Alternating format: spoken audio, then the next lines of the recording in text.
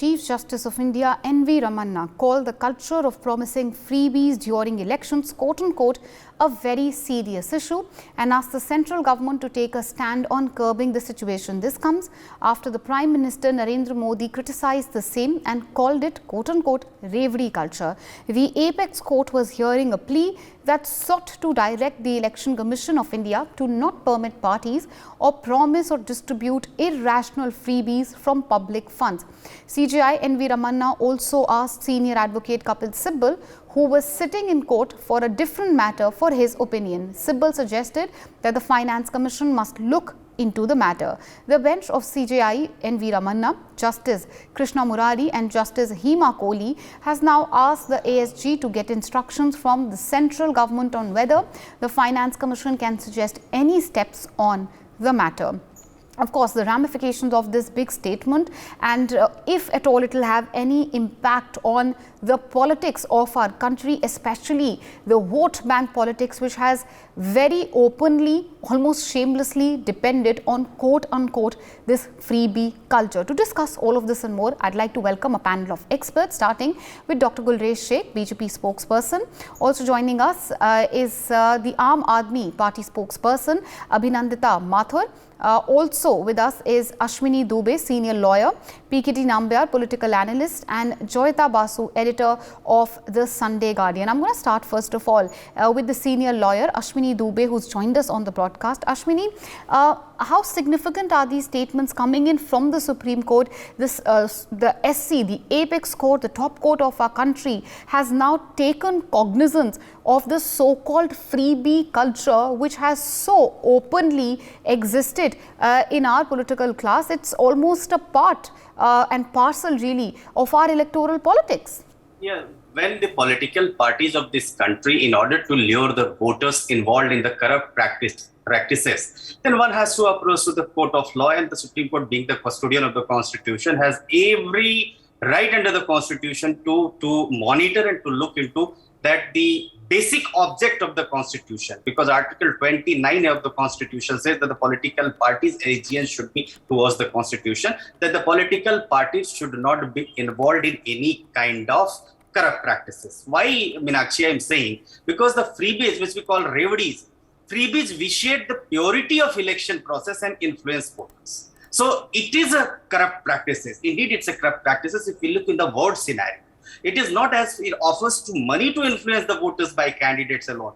It can become a corrupt practice if we promise something which put pressure on the exchequer. When the development, the money which is to be used for the development is being used to settle the scores, the political score. So that is why it is a time has come where the democracy, the political parties have taken our democracy to the level where it is necessary to bring the political parties to that you fall in line, because under section 123 of the Representation of People Act, influencing the voters is not allowed. One. Second, what we have seen recently we have seen the Sri Lanka's example is in front of us, and countries like Mexico and Bhutan, what the Election Commission of Bhutan and Mexico do, they first ask the political parties to submit their manifesto before the Election Commission, and on the basis of that, the Election Commission of that country takes into account that whether it will be a lure, it will amount to the corrupt practices, or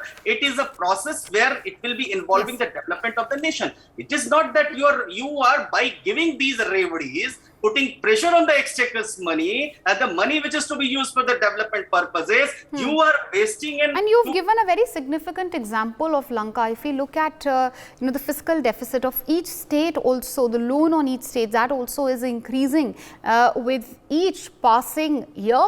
Year on year, of course, we see not only the ones in ruling dispensation, of course, is when the elections come close, each and every political party start, of course, promising one freebie after the other. And since we are speaking of politicians and political parties, it's only fair that I bring in Gulresh Sheikh of the BJP. Mr. Sheikh, I'm pretty sure that you must be itching right now to attack the Aam Aadmi Party. But what about the BJP? Can you yourself absolve yourself of any guilt altogether? In fact, can any political party in our country in today's time and age put their heart to their hand and say, no, we have never offered any freebies for vote bank? I can say very proudly that we have never offered any freebies for vote bank. You see 2014 campaign, you see the 2019 campaign. We have given what poorest of the poor require. Let it be giving money to our farmers whose earnings were not enough. Let it be giving free ration to those people during the COVID times who were really needy. And we don't want people to die with hunger. And in many countries, we have seen people dying due to hunger because of lockdowns and COVID-19 conditions. So we have never given any freebies. I can proudly say that. But freebie culture is really poisonous. I'm not just talking about Aam Aadmi Party. It's a very small entity. You talk about Congress Party, which is the main opposition party. In 2019 election, they were talking about giving 72,000, something like that, to every family. So now you can understand, if 72,000 every family they were giving as a bribe, you can say, then what will be the condition of the exchequer, and what will be the condition of government revenues? Will they borrow money from foreign, or will they sell the government of India bonds for the same? So these things should stop. And still there are people in this country who are constantly demanding that why Modi is not removing many of the taxes, why is he not reducing the taxes, including income tax, why he has he But sir, not what is reverie culture and what is government's basic responsibility? That is also a conundrum, and I'll come to you on that point. But since you mentioned reverie culture and that word is also featuring very prominently, it's only fair that Abhinandita Mathur, I'll give you a fair chance, sir. I will give the floor back to you. Hold on to that thought. Abhinandita Mathur of the Aam Aadmi Party, amidst almost all political parties, it's mostly the Aam Aadmi Party which has been attacked by almost all quarters, all your opponents, claiming that your party indulges in freebie culture. It was started by Arvind Kejriwal in the national capital, and it's been replicated by Bhagwant Mann in Punjab, and especially in a state like Punjab where the fiscal health of the state is pretty poor. How do you respond to these allegations, first of all? Sure. Thanks, Meenakshi. When elections come, all political parties they're rightly entitled to actually give their proposal to the voters, right, and promise them that they will deliver. And unfortunately, we are still, after 75 years, at a stage where we still have to actually assure people that yes, you will get water, yes, you will get healthcare, you will get basic education, and so on. So the distinction that we need to make here is, what is the difference between freebies and essential welfare schemes that the people of this country need and deserve at the moment? So this is the distinction number one that we need to make.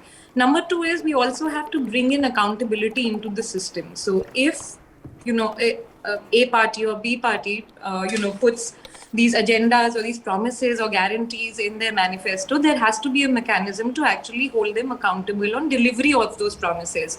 I don't think that making promises are bad per se, and it also depends from a scheme to scheme. Everything is not a freebie. Giving a midday meal is not a freebie. Giving good education is not a freebie. Giving basic electricity so everybody can be part of the system is not freebie. So that two things, that distinction between what is a freebie and what is not, and second, to have a system of accountability. There's one more thing to point out here, and I find it very ironic how the BJP deals with this or responds to this. They are a party who came to power in 2014 promising 15 lakh in everybody's bank accounts, which was very conveniently dodged by one of their leaders to say that, okay, this was just a mere jumla. Now that jumla seems to be a direct translation of reverie. And or direct it means that, and basic amenities does not mean reverie or freebies. So that is a distinction. The other point obviously is that we must also hold every government accountable on who their beneficiaries are. Are they businessmen? Are they corporations? Are they the common people? all these things have to be taken into account, but it is really I'll tell you what the amusing and ironic conundrum to is, see. and I'll tell you what the conundrum is. The conundrum Yeah. is to describe this so-called irrational freebie. Joyita, if you could come in here, what is irrational freebie? Odisha government promises 50,000 mobile phones. Akhilesh Yadav says, I will give free laptops. AIADMK, we know in Jayalalitha's time, even distributed television sets. Aam Aadmi Party gives 300 units of free electricity to even those above the poverty line.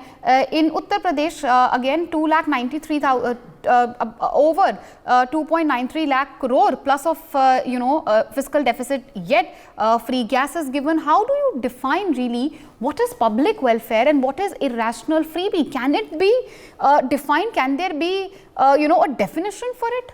Meenakshi, you missed out West Bengal, for example. Yes. It's one of the most debt-ridden states, and what is happening over there, they have stopped all development work because they are saying they have promised something like, all women will be giving 500 rupees per month, and there are lots of these schemes. So you see, when we are talking about what is irrational and what is welfare measure, it's actually about welfare measure. And when you see, the mistake, or rather I would say what these political parties do not understand, giving services, certain services the citizen also has a duty to pay for. If you are the citizen of a country, you should be paying for certain services that you are being provided. That includes water, electricity, and roads, good roads and everything. For this you should be paying for there should be taxes for this. Unless and until that there are taxes, you see, there will be wastage. When we are looking at water in particular, when we are seeing at electricity, unless and until the citizens realize the value of it, what we are going to witness is a lot of wastage, which is best avoided. But yes, when we are looking at welfare schemes, you see, when we are talking about welfareism, and it is not that the BJP has brought it in. See, for example, this Pradhan Mantri Awas Yojana, okay, this has been there right from the time of, say, even Indira Gandhi was doing it at that time. Okay, so there are welfare measures that will have to be taken. I mean, there is no harm in giving free education to students. That is definitely not a freebie, but at the same time, there is a serious problem when we are going to talk about free water and electricity. No, those are definitely above. And of course, what we talked about, Since you mentioned free water and electricity, it's the Aam Aadmi Party which has promised it in state after state, and I'll get the AAP reaction on it. PKD Nambiar, I also want to specifically focus on the southern states, especially say Telangana and in Andhra Pradesh, because the fiscal health of those states has been flagged time and again by the central government. Let's talk of Andhra Pradesh, 3.98 lakh crore of loans, Telangana 3.12 lakh crores. The fiscal health of these states, of course, is deteriorating, but look at the promises by the governments, in question there, and especially by the KCR government. You have Raitu Bandhu, you have free sheep, you have even a renovate salon, fish seed, Shadi Mubarak. I can go on and on. Scheme after scheme being announced by the state government there. Is it a freebie? Is it public welfare? The one which announces the so-called freebie says, no, I am not trying to lure the vote bank.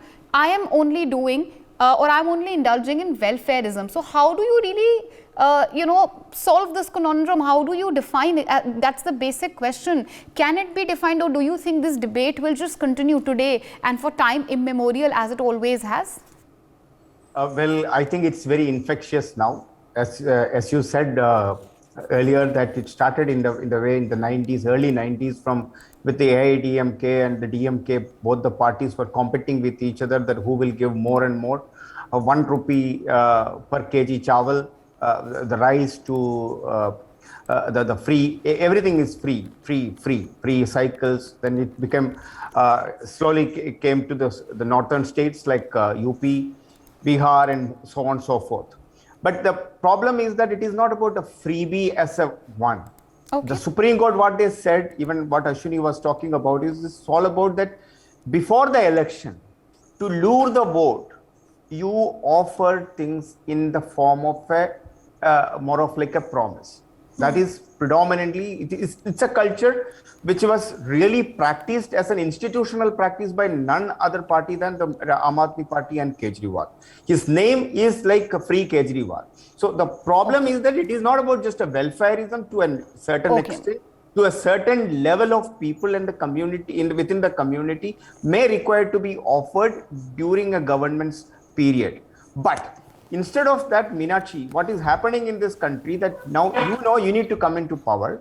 In order to come into power, you are ready to offer anything and everything, as you said, irrationally, without even looking at the very finance of the state. And if you really look at it, some of these states, how many hospitals, for an example, they have created? There is no promise. Nobody is saying that I will create 100 big medical colleges, government medical colleges. No one is talking about. Nobody wanted to say that I will create this much of a highway or this kind of a network. For an example, in Delhi, just 1 second more I'll take. For an example, in Delhi, the number of slums in Delhi may be the second largest in the country. Is there any discussion which you find anywhere that I will remove all these slums and give them a pakka makan? But rather, what you do to promote these, make them as a vote bank, you are giving them free money, you are giving them free electricity, free water. No. Ideally, a political party you and me expect is to I can see Abhinandita Mathur raising her hand. Yes, Abhinandita, I'm sure you'd want to counter that. Yes, go ahead.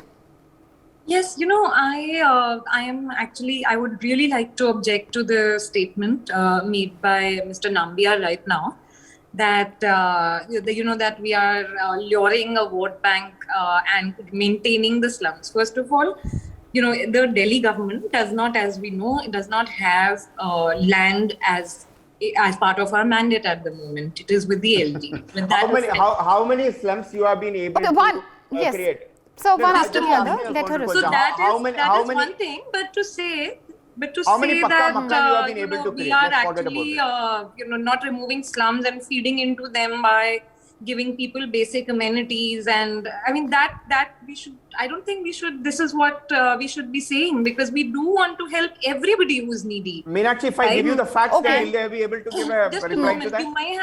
You may have some information about how many slums in Delhi, but I would request you to also, do a bit of research on who you should be talking to about that. As far as free electricity and water are concerned, these are absolutely 100% basic rights. They're fundamental rights. Those basic rights are how can an electricity be a fundamental right? I have a question. Let me ask her a question. Okay, I've taken your point, PKD Nambiar. Abhinandita Mathur, my question to you is, do you think it's a fundamental right to provide free electricity to those even above the BPL line? Because the 300, watts of free electricity is for everyone, irrespective of their income bracket. That is something which has really riled up, your critics as well. Meenakshi, for example, my electricity bill is not zero because I consume more than 300 and therefore it is charged. There are lots of people whose capacity, or who don't even have enough gadgets, and they use within that. There are also people who are now motivated to actually use less than 300. Okay, no, but my question was, and it encourages people to use less electricity.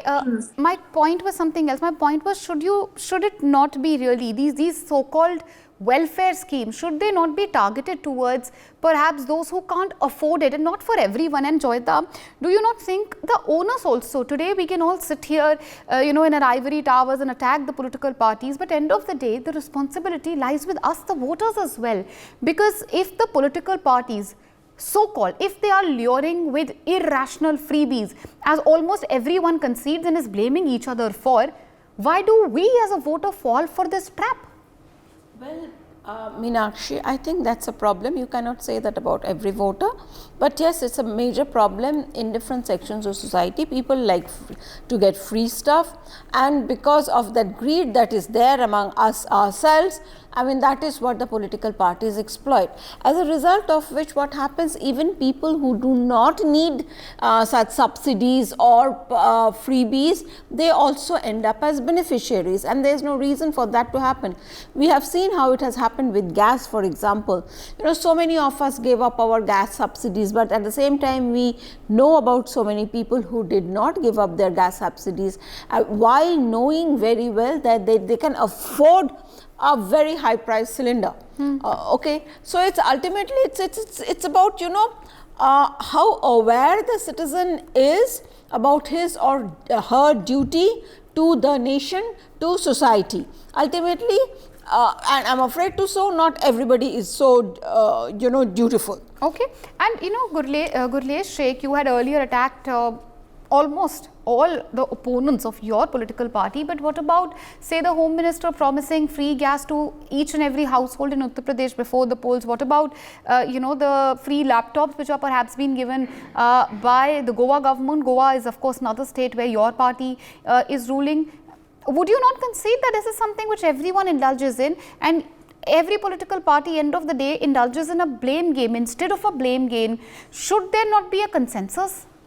The free gas cylinder was for people belonging to the bracket of below poverty line, and I always say that these things are there, right, if they are rightly in those brackets of below poverty line, but giving things like 300 units of electricity free for all. So if I am making money of 1 lakh rupees or more than that per month, why should I get those freebies? The same goes for water, same goes for other stuff, and we should not talk about small states like Goa, because there the per capita income and state revenue in proportion to their population is very high. But this freebies culture, which started from basically South India, and people like Kejriwal took them to another level, and other parties started following Kejriwal also. So, including Rahul Gandhi's Congress, I told you when he was talking about universal basic income, from where it would have been better if Congress's representative was there in the debate, from where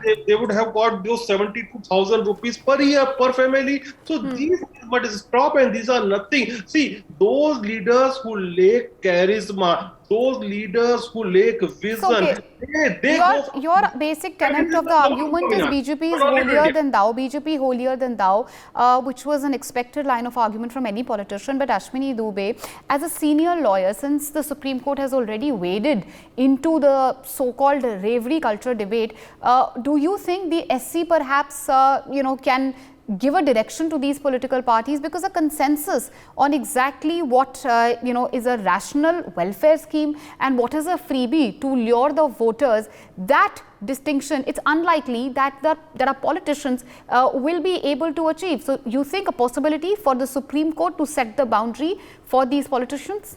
Yes, Meenakshi, so far as the powers of Supreme Court is concerned, there is no doubt that the constitutional powers lies with the Supreme Court to frame any law in the better administration of justice of this country, better smooth functioning of the country's policy, better and to look into the affairs of the country. Political parties are failing in discharging their duty. See, the practice of offering doleouts is unfortunate. It damages the electoral democracy, as all the political parties lure the electorate by promising myriad gifts and freebies. So we are in the 75 years of independence. India is still far behind many countries of Asia in all social parameters. One day, see, welfare scheme, so far as if you are giving good hospitals, if you are giving good schools, if you are allowing the good, giving the scholarships to the bright students, that will be covered in the welfare scheme. But you start giving reveries कि भैया आप हमें vote दीजिए, जब हम जीत जाएंगे तो हम आपको इतनी बिजली देंगे, irrespective of the fact that the development process you are not talking about. So the parties which indulge in such malpractices should be disqualified. One. Second, the announcement of freebies and shops in democracy are a new concept. The slogan of Garibi Hatao was most powerful in the era of 70s. Slowly, the political parties came out with the announcing more freebies, more giving reveries, soaps, bonanzas for the voters to vote them with free power and free water, etc. How long can the government deliver good governance if the state exchequer is in red? The question is this, the need for reviving welfare scheme is the need of the hour. So welfare scheme, good government hospitals, hygienic food, safe drinking water is needed for the masses. But so far as we start giving Yeah. Yes, exactly. And end of the day, yes, if we can't reach a consensus, perhaps the only way out, ideally it should not be this way. The courts have to step in, which is what we are seeing in this case as well. But PKT Nambiar, the economic collapse of Sri Lanka, of course, had sent jitters and alarm bells in the RBI as well. RBI had flagged the fiscal health of a few states, including Kerala, Punjab, West Bengal and Telangana as well. When we speak of their fiscal prudence, do you think that end of the day, right now, the need of the hour, given really the state of the economies in our neighboring countries, it's time that our politicians also wake up and make fiscal prudence their utmost priority, sir? Meenakshi, I think Mr. PKD has... okay, I'm not too sure if Mr. Nambiar is here. Joyita, this is anyway the last question. Would you like to take this? Yes, obviously. I mean, unless and until there is fiscal prudence, there is a strong chance of certain states heading the Sri Lanka way. And let's not forget what happens is that these are the states, these are the outliers that also bring down India's total GDP growth rate. You know, it is because, you know, if you remember during what happened during the COVID crisis, I mean, it is because of certain particular states that India's growth rate went down, and we were told that Bangladesh is suddenly better, which it was not, by the way, which I think at least 17 states in India had better economic situation than in Bangladesh, but it were these laggards which really brought down our numbers, and it is going to hurt the whole country economically. So that is all the more reason why this freebie culture should be banned. And I have to say, you know, we have been discussing Delhi and Bengal, but when it comes to freebies, the biggest the freebie culture that they have is Telangana. I've been to Telangana. I think there are hundreds and hundreds of freebies over there. Yeah, there's no doubt about that. But yes, if you look at you know, political parties, they are obviously indulging in blame game at a time when there seems to be no consensus amidst the politicians. The CJI has stepped in. The Supreme Court has now called out the culture of promising freebies. They have flagged it as a very serious issue. End of the day, should the onus also lie on us as voters? Do we need to think and choose our government, our representatives extremely prudently, those who keep fiscal prudence at their foremost priority and not just try to lure us with freebies and goodies? Should we also think on these terms? That's the open-ended question I'd like to leave the viewers with. As of this moment, it's a wrap on this debate. I'd like to thank all the guests for taking out the time and joining us on NewsX. For more such videos, subscribe to the NewsX YouTube channel, hit the bell icon.